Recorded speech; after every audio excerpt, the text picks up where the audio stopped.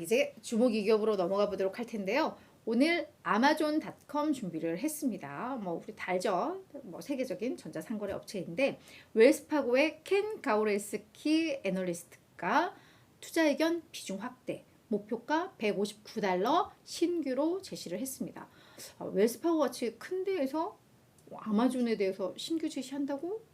애매하죠. 근데 여기 웰스파고에서 아마존을 담당하던 애널이 아마 회사를 그만두면서 요 분석이 아마 없었던 것 같아요. 그러다가 이제 새롭게 분석을 또 시작한 것 같습니다. 그래서 현재 주가 대비 추가 상승 여력 뭐 거의 28%, 30% 있다라고 한 건데 아마존의 마진이 빠르게 개선될 것 같다. 우리가 생각했던 것보다 1년 정도 앞설 것 같다라고 이야기를 하고 있습니다.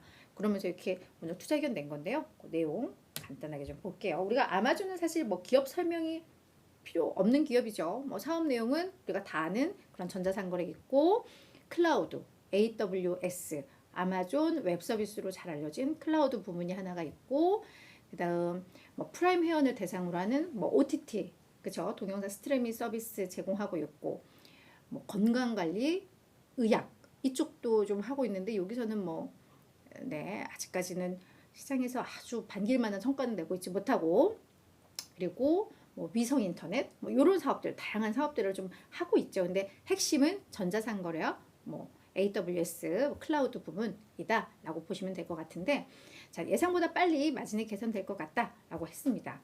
먼저 아마존이 최근에 이 물류센터 운영 방식을 바꿨나 봐요.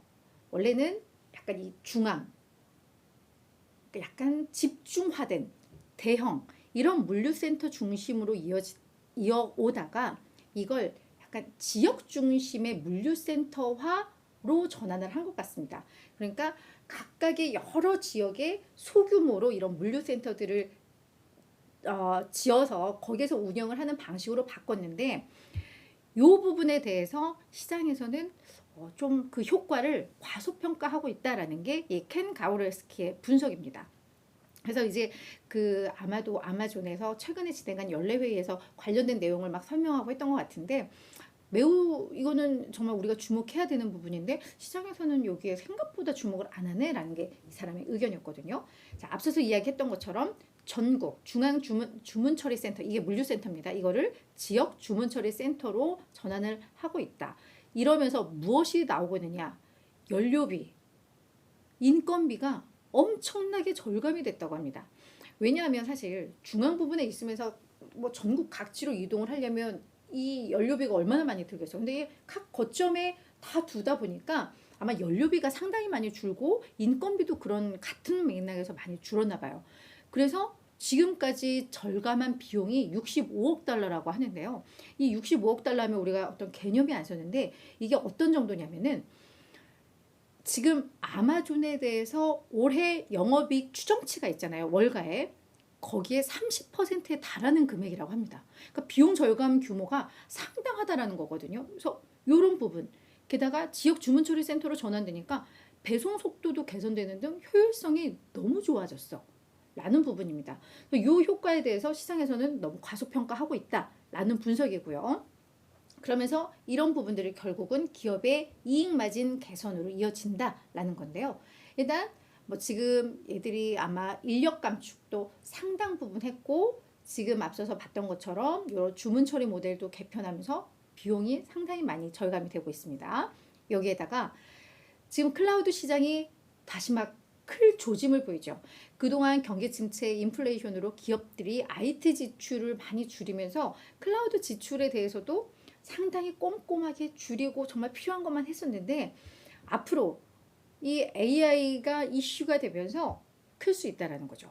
그래서 기업들이 실제로 클라우드 지출을 재개할 조짐이 보이고 있고 인플레이션도 분명히 완화가 되고 있죠. 그러다 보니까 이 아마존 웹 서비스 부문의 마진도 빠르게 개선될 수 있다. 1년 앞당겨서 코로나 이전 그 수준을 회복할 수 있다라고 이야기를 하고 있습니다. 그리고 마진 개선뿐만 아니라 매출 성장도 아마 연말쯤에는 좀 가속화될 것이다 라고 보고 있습니다. 그래서 2024, 2025년 세전이익을 지금 시장에서 예상하는 수준을 약 19%, 한 10%는 상회할 것이다 라고 분석을 하고 있어요. 그래서 이런 점에 있어서 좀 주목을 하자라고 보고 있습니다. 자, 그럼 지금 이 애널만 그렇게 볼까? 긍정적으로 볼까? 거길 좀 봐야 되겠죠. 그래서 월가에서는 다른 애널들은 또 어떻게 보고 있는지 최근에 나온 뭐 정말 한 1, 2주 안에 나온 그 내용들을 간단하게 또 정리를 해봤는데요. 자, 먼저 시티에서는 이 아마존이 올 들어서 주가가 이따가 뒷페이지에 보시면 아시겠지만 작년에 50% 급감을 했고요. 급락을 했고요. 올 들어서 48% 반등을 했습니다. 근데 여러분 보시면 그러면 이제 똔똔됐나라고 생각을 하실 수 있지만 주가가 반토막이 됐어요. 근데 그 원상복귀 하려면 2배가 올라야 되는 거잖아요. 그렇죠? 근데 48% 올랐으니까 아직 절반이 채 안 오른 뭐 그런 상태예요. 그와 관련해서 시티 그래 올해 주가 50% 올랐다고 뭔가 다들 너무 많이 오른 거 아니야? 뭐 과열 아니야? 우려하는데 여전히 과매도 상태야. 아직 멀었어. 라고 이야기를 좀 하고 있고요. 뭐 요 과매도 상태라는 것은 앞서서 이야기했던 뭐 그런 이유들도 어느 정도 있겠죠. 그죠? 그런 걸 근거로 해서 과매도 상태다라고 평가를 하는 것 같고.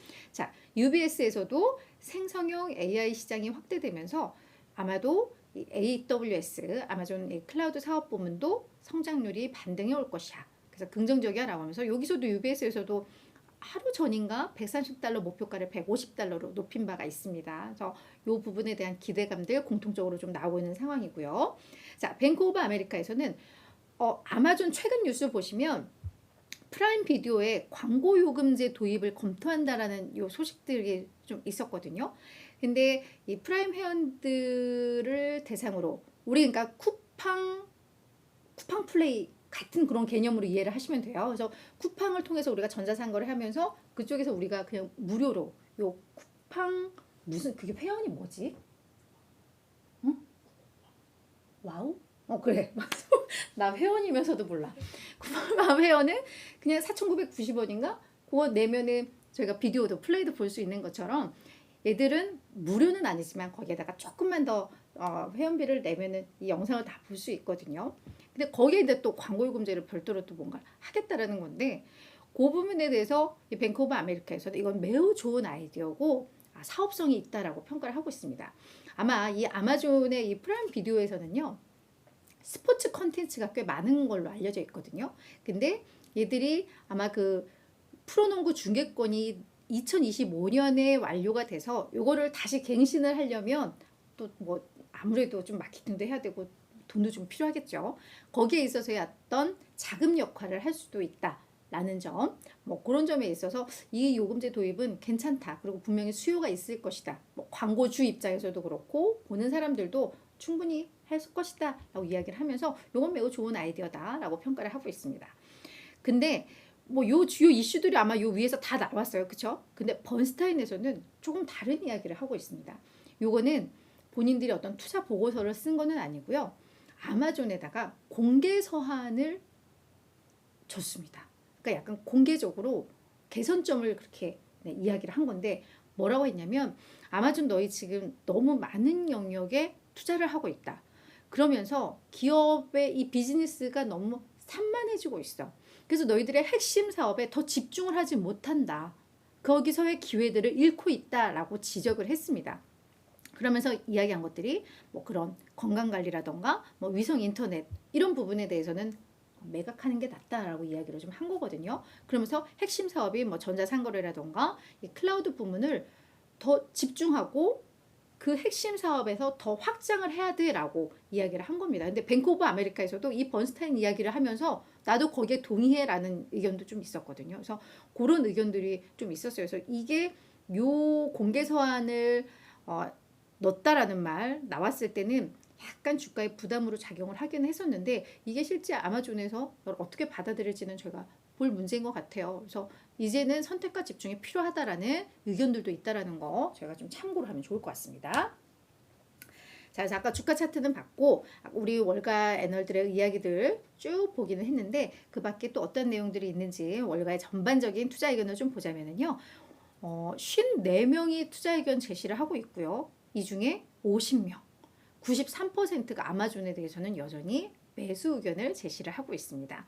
그리고 평균 목표 주가 136.9달러로 현재 종가 대비해서 약 10%의 상승 여력 있다라고 이야기를 하고 있거든요. 그래서 아마 단계 많이 오르면 이 추가 상승 여력은 늘 제한적이었던 공통된 부분이 있는데, 그럼 월가에서 앞으로 목표가를 정말 올리는지 이런 부분들을 좀 보면서 대응을 하시면 좋을 것 같습니다.